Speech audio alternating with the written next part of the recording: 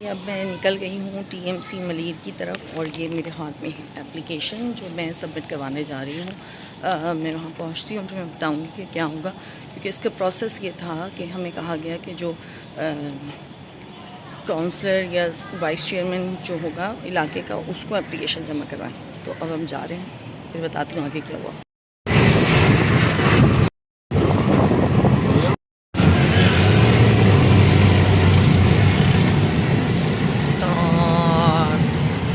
मैं आती हूँ थोड़ी देर में।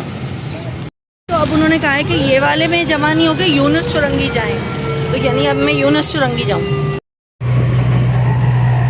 टाउन म्यूनसिपल कॉर्पोरेशन तो मैं इस वक्त मैं मौजूद हूँ टाउन म्यूनसिपल कॉर्पोरेशन का जो ऑफिस है यूनुस चुरंगी पे। ठीक है, इससे पहले मैं गई थी मलीर में, वहाँ पर भी कोई मौजूद नहीं था और मैं यहाँ पर भी आई हूँ, यहाँ पर दोनों साहब मौजूद नहीं है, ना मुजम्मिल साहब हैं ना जान मोहम्मद साहब हैं। मुझे कहा गया था कि आप 11:30 बजे एप्लीकेशन जमा करवा 11 बजे एप्लीकेशन जमा करवा दें। 11:30 हो रहे हैं लेकिन अभी तक कोई नहीं है। मुझे समझ में नहीं आता इस एप्लीकेशन को मुझे कहाँ जमा करवाना है।